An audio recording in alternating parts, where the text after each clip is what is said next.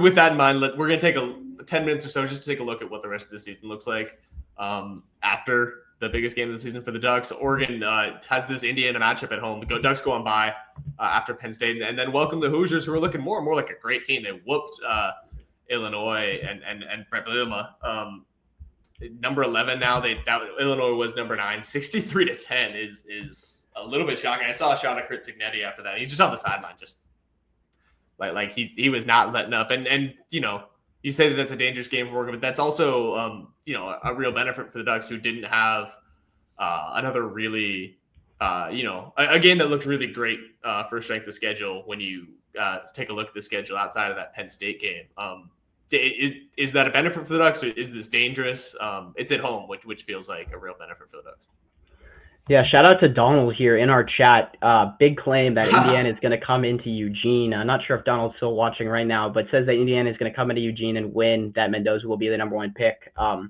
Mendoza has looked phenomenal early this season. 14 touchdowns for him to lead the country, no picks, 5 touchdown passes, only 2 incompletions in that game against Illinois.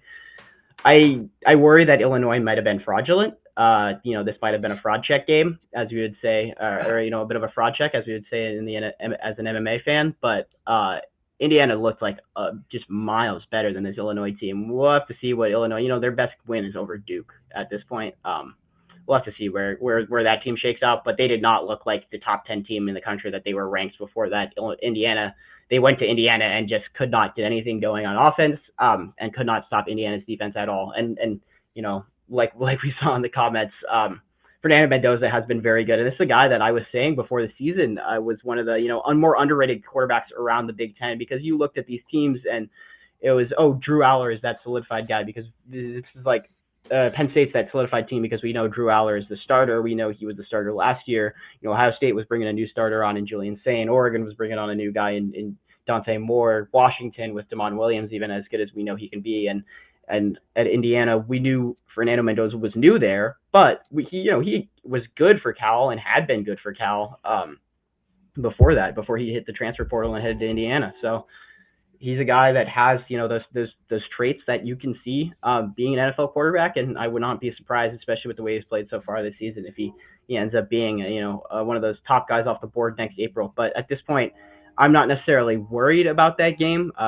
But I certainly started to think about it a lot more. It's not, and I would say I'm worried about it because I think Oregon really needs to lock in for it. You know what I mean? But it's not like that one that I'm expecting Oregon to lose. You still have to come into Eugene and win something that Ohio State with the best roster in the country last year couldn't do. Absolutely. And you talked a little bit about the Buckeyes and the Huskies there, and that's one of the other big games on this jam-packed Saturday that we're going to get to watch in college football. Buckeyes go to Seattle, which is one of the hardest places to play in the country. Ducks know that. We know that. And that's going to, say a lot about these two teams. It's the first chance to really learn about those two. UW looked, a little bit lackluster at halftime in that Apple Cup game. Washington State hung with them for a little bit, but then just really stepped on the gas in East Wayne. It ends up being a 59-24 win. And their skill positions are some of the best in the country. You look at that Williams, Coleman, Boston trio and say, hey, this is somebody who can really challenge an Ohio State team that, has a great defense, but has looked shaky elsewhere. I'm really curious, number one, to see how that Washington defense holds up, how these skill position guys do. And, I think it's just going to tell us how tough that game at the end of the season is going to be. That will be, of course, a real test for the Ducks, but just what level that's going to rise to. Yeah, my good friend Beck Parsons, who just started writing for the Husky Hall on Fansided, he wrote about just the level of dominance that we've seen so far this season from Damon Williams, Jonah Coleman, Denzel Boston. It's not common for quarterback, running back, receiver to be able to put up the numbers that those guys have out early this year. They have been a slow starter at times this year, but they're slow starting in that Colorado State game. Now that I'm thinking about it, I can't remember who they played in week 2, but they really put it on them in the second half. Fresno State, yes. No, Fresno State played Oregon State in week 2. Okay, we'll get back to it. We'll figure out who Washington played in week 2. I did watch that game, and they came on in the second half in that game, and they really came on in the second half against Washington State this past weekend. UC Davis. Yeah, UC Davis, yeah. It's a team that does look very talented right now. Looks like it could be a top 25 team. This is their chance to show it. If you can be competitive against a team in Ohio State that, the consensus number 1 team in the country right now almost at this point, that could be a thing that gets you into the top 25, even if you lose this game. If you can hang with them and kind of be in this one into the fourth quarter even, or even just into the second half, and keep this to 2 scores to 14 points or so. I think Washington looks like they could be a threat within the Big Ten. Just they could catch teams off guard. Teams aren't gonna be ready, traveling up to Seattle. It's so much further, like Oregon is, but Seattle's even further than everywhere else in the Big Ten than Oregon is, up there in the top corner of the Pacific Northwest. So I don't think Huskies have lost there for almost 40 games now. I want to say somewhere between 30 and 40. Yeah, I really do think they could catch some teams this year going in there who just aren't ready for how explosive this offense can be for UW. I don't know if that team is going to be Ohio State, because it is Ohio State. We know what they have on the defense with guys like Caleb Downs, on the offense with Julian Sayin and Jeremiah Smith and Bo Jackson even. But this Ohio State team is really talented. But it's going to be a good test to just kind of see where Washington's at. Are they able to at least keep it competitive with a team like that? Of course. And we're talking about, hey, Ohio State is probably the number 1 team. What has to happen for the winner of this? Because it feels like if Ohio State was to trip up, because the Buckeyes do have to be unseated from that number 1 spot, that it would be one of Oregon or Penn State, the winner of that game, who would take that spot. There is one guy I know who's voting Oregon number 1. He's done it for a couple weeks. How bad would Ohio State have to look for the winner of this Oregon Penn State game to go number 1? I think they'd either have to lose or really be barely scrape out a win against Washington and kind of look bad in that game. If this is a game where Ohio State looks good and Washington kind of matches their level, like you said, they have to be unseated from that number 1 spot.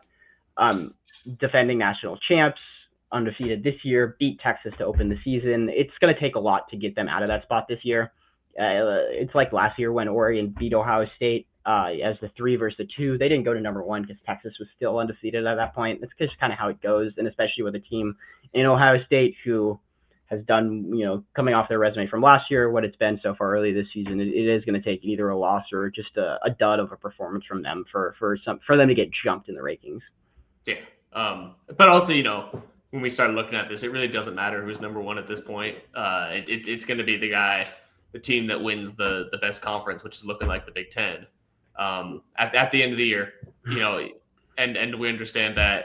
But you do get a benefit from being number 1. You get that confidence in your program. Just to wrap it up here, we're going to take a little look around college football. Just what are you seeing this year? Where is this year stacking up? How strong is this going to be at the end of the year? I feel like we were at the start of the season talking about, hey, some of these teams aren't looking quite as strong. Hey, Texas, really doesn't look that great with Arch Manning. A lot of these guys who were really hyped quarterbacks, Lamar Sellers, even Julian Sayin to a point, weren't looking like the guys who we felt could go lead a national championship game. We were 4 weeks in now. Where are we standing here? What does this season look like? I just think continue to see kind of the flattening out of the top of college football, where these top teams, these Georgias and Alabamas, aren't able to hoard these recruits in a way they were before the transfer portal and the NIL era. Not saying that these teams like Ohio State and Penn State and Oregon and Georgia and Alabama and whoever aren't good, but it's just it's more evenly distributed. So you get a little more parity, a little more competition. It's been exciting to see. I think you got, 5 or 6 teams at this point who do look like they're in that national championship conversation, which I think is good too. Going to make it interesting as we head here down the stretch, but interesting to call the Big Ten the best conference in the country. I think the Big Ten is solid. The depth of the SEC will always trounce that for me. The in and out of what you have to do every week in that league. There's not a lot of Purdue weeks and UCLA weeks that you get in the SEC. But yeah, this is going to be a fun year of college football. You got a lot of it just feels very wide open in a way that last year did too. But that that makes things more exciting when you don't have Alabama's the best team. They're going to be number 1 all year. That they're going to win the national championship.